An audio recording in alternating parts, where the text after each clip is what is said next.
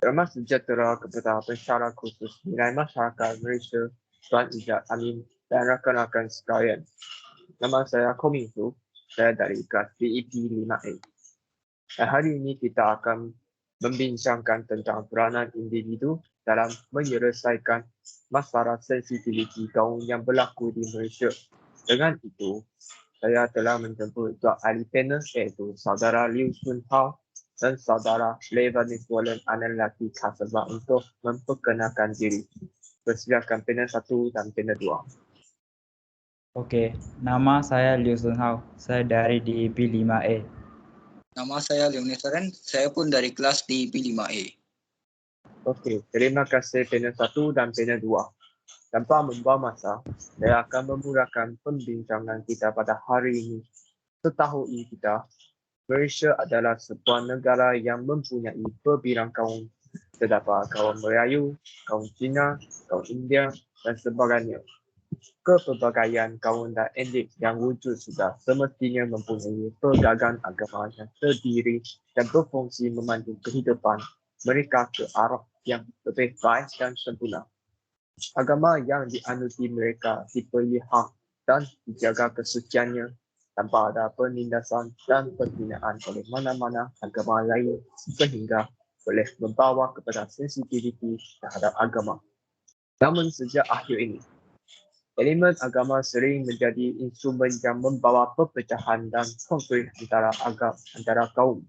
Isu agama yang timbul sememangnya memberi impak negatif walaupun sifat toleransi agama dalam budaya telah berlaku dalam Malaysia. Jadi, sebagai pemuka forum kita pada hari ini, saya ingin bertanyakan soalan kepada saudara Liu. Apakah yang sebenarnya dimaksudkan dengan sensitiviti kaum? Persilakan panel 1. Okey, terima kasih saudaraku tentang soalan itu. Maksud sensitif kaum ialah yang timbul sedikit sebanyak akan menyebabkan kerapuhan hubungan antara kaum jika agama yang diamalkan mereka dihina dan dipermainkan oleh kaum lain. Ini juga akan memperlihatkan sejauh mana kekuatan hubungan sensitiviti agama dengan isu perpaduan yang timbul dalam kalangan masyarakat. Kajian ini juga menganalisis berdasarkan kajian-kajian yang telah dilakukan oleh pengaji terdahulu berhubung isu-isu sensitiviti kaum yang ditimbulkan. Hal sedemikian menjadi sensitif sehingga mencetuskan kontroversi dan penghinaan terhadap kaum. Hasil kajian ini mendapati banyak isu-isu sensitiviti kaum yang ditimbulkan sehingga mendatangkan konflik perpaduan kaum dalam masyarakat di Malaysia. Okay. Terima kasih panel 1 atas penerangan tadi. Pendefinisian yang sangat padat dan jelas. Hadirin sekalian, sehingga sekarang Malaysia telah berlaku pelbagai perselisihan faham antara kaum sama satu lain. Persoalan saya kepada saudara Leba, apakah faktor-faktor yang menyumbangkan kepada isu ini dan contoh-contoh masalah yang berlaku? Dipersilakan panel 2. Okey, isu ini selalu menyentuh soal perbezaan kefahaman mengenai agama, budaya dan kaum masing-masing. Justru, perbezaan dan kepelbagaian ini perlu ditangani dan diuruskan sebaik mungkin untuk mengelakkan tercetusnya sebarang perkara tidak diingini. Secara umum, konflik boleh berlaku bila-bila masa. Namun kita perlu menyedari kewujudan pemangkin, pendorong atau faktor tertentu yang mungkin boleh membawa kepada tercetus konflik itu. Antara konflik yang sudah diteliti oleh sarjana termasuk biologi, psikologi, geografi yang merangkumi aspek sempadan atau tanah, demografi, ideologi, agama, budaya dan faktor sosial ekonomi. Antara faktor pencetus isu-isu konflik ialah ekonomi, sosial dan politik dan salah faham agama. Dari segi ekonomi, umumnya Masyarakat Malaysia menghadapi masalah kewangan, pengurusan pendidikan, pembangunan kawasan industri dan projek perumahan. Justeru ramai antara mereka berpindah ke pekan serta bandar untuk mencari nafkah. Fenomena tersebut membawa satu lagi masalah apabila mereka menghadapi masalah kewangan untuk menampung keperluan kehidupan di bandar. Besarnya berlaku keciciran dan pendirikan anak-anak dan potensi melakukan aktiviti jenayah adalah tinggi. Dari segi sosial dan politik, isu sosial ketara ialah fenomena kawasan penempatan padat seperti kawasan setinggan, rumah-rumah flat, pondok rakyat, rumah murah dan penempatan aram. Kependudukan yang tidak terurus tersebut menjadi lebih teruk baik lagi apabila wujudnya ketidakseimbangan sosial antara kaum. Antara gejalanya sosial budaya, segelintir penganut yang mengamalkan sifat benci, membenci dan was-was terhadap agama lain. Konflik tersebut tercetus sekiranya peningkatan gejala sosial seperti pergaulan bebas, tiada pemantauan dari keluarga, masalah dada, mencuri, pecah rumah, pergaduhan dan lain-lain jenayah tidak dibenteras. Dari segi salah faham agama, pendidikan dan persekitaran sosial tidak sehat menyumbang kepada didikan moral dan agama. Yang ini tidak berlaku secukupnya. Kebanyakan fakta kes yang berlaku melibatkan individu maupun kumpulan yang memperalatkan sentimen agama dan bertindak di luar syariat hidup beragama. Terima kasih kepada panel 2 kerana berkongsi dengan kita faktor-faktor dalam isu masyarakat sensitiviti kaum. Tanpa membuang masa, pada pandangan saudara Liu sebagai rakyat Malaysia, apakah peranan kita ataupun peranan individu dalam mengatasi masalah sensitiviti kaum? Apakah yang boleh kita dilakukan? Dipersilakan. Terima kasih atas soalan itu. Sebagai rakyat Malaysia, peranan individu dalam mengatasi masalah sensitiviti ialah menjadi contoh tauladan yang baik sesama kaum. Sentiasa berkongsi masalah dan membantu mencari jalan penyelesaian bersama-sama dan memberikan didikan agama sokongan moral sesama kaum. Berziarah atau berkunjung ke rumah-rumah kaum yang lain. Akhir sekali, mengawasi antara satu sama lain dari segi perilaku dan pergaulan kaum. Okay. Terima kasih kepada panel 1 atas pemandangan sebentar tadi. Cerahan terakhir saya pada hari ini dan saya ingin mendengar dari kedua-dua panel kita hari ini. Berikan sedikit lumusan atau penambahan terhadap pembincangan kita pada hari ini. Kita mulakan dengan saudara Liu. Dipersilakan saudara Liu. Okey, terima kasih sekali lagi atas soalan itu. Rumusan dan penambahbaikan terhadap perbincangan ialah langkah-langkah mengatasi isu.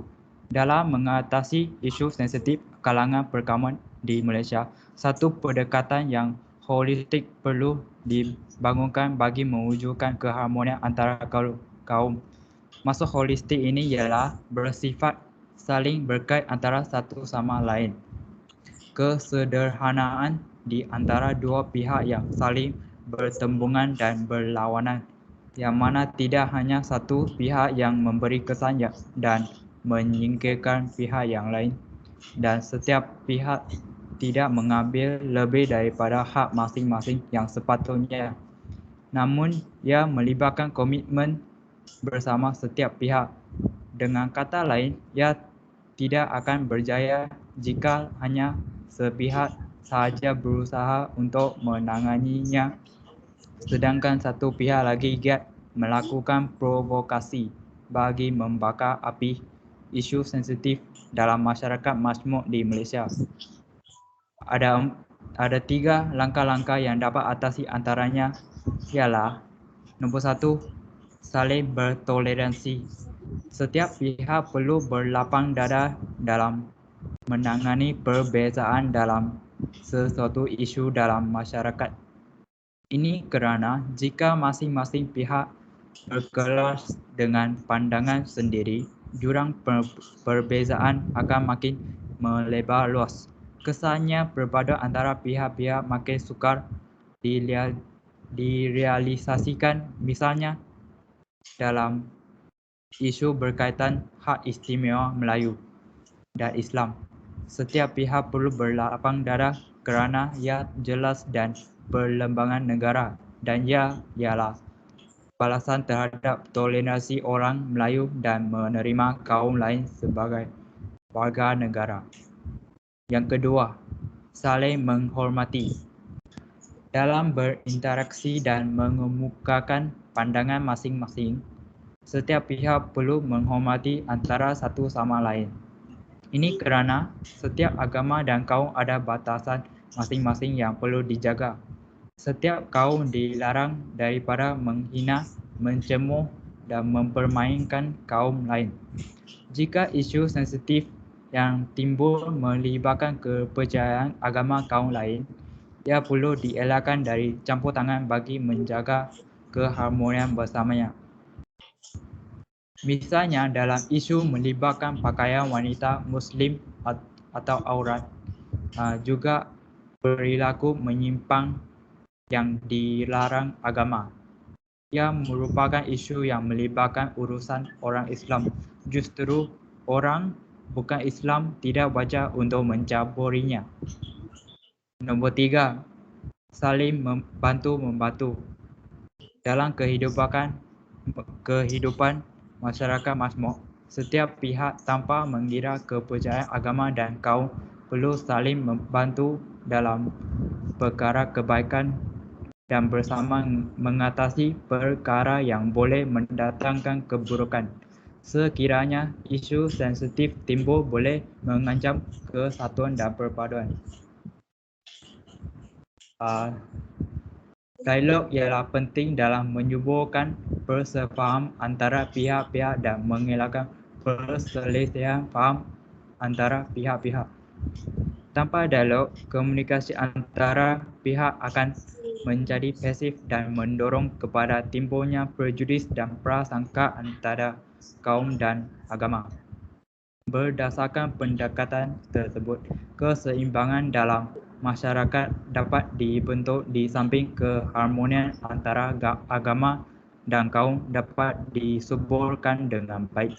Malah isu sensitif juga dapat ditangani dengan berkesan sekiranya setiap anggota masyarakat tanpa mengambil kira kepercayaan agama, perbezaan kaum dan juga asas pembentukan perlembagaan negara saling menghormati antara satu sama lain. Sewajarnya, kesantunan dan kesalehan sosial menjadi pemangkin dalam pembinaan masyarakat Malaysia baharu, bukannya diwarnai dengan unsur provokatif dan konflik. Okey. Terima kasih panel 1, terima kasih Saudara Liu. Seterusnya, dipersilakan panel kedua kita, Saudara Leba. Terima kasih saudara Pop. Okey, idea untuk mengatasi konflik keagamaan bukan sesuatu hal yang baru. Bahkan sepanjang sejarah, ramai telah berusaha untuk menyelesaikan semua konflik agama. Masalahnya berpunca dari pihak yang berusaha untuk melakukan perkara ini dengan menjadikan agama mereka sebagai satu-satunya agama, lalu berusaha untuk menghapuskan satu agama lain. Sejujurnya, perlu wujud kesedaran dalam masyarakat untuk usaha membina perabadanan dan mencapai status kemajuan bagi Malaysia. Kesantunan insan dalam mengurus perbezaan dalam masyarakat, pelbagai agama dan bangsa perlu dititik beratkan. Ini realiti harus difahami dan diterima oleh semua pihak. Keharmonian dan kesejahteraan dalam hubungan masyarakat akan hanya dapat diwujudkan jika setiap individu mempunyai pemahaman baik terhadap peranan masing-masing untuk menerapkan nilai murni dalam interaksi seharian. Seterusnya, hubungan baik dalam masyarakat berbilang bangsa tidak boleh dijadikan taruhan oleh mana-mana pihak yang mempunyai agenda peribadi atau kelompok tersendiri. Perlu ada belas kasihan kepada rakyat yang inginkan keamanan dan kestabilan negara agar berpeluang untuk meneruskan kelangsungan hidup dengan selamat dan terjamin. Sekian. Ribuan terima kasih diucapkan kepada panel 1 dan panel 2 sebab sudi membuat rumusan dan penambahan tadi. Daripada semua maklumat yang kita bincangkan ini, kami semua diperolehi secara pengetahuan am ataupun dari rujukan laman web.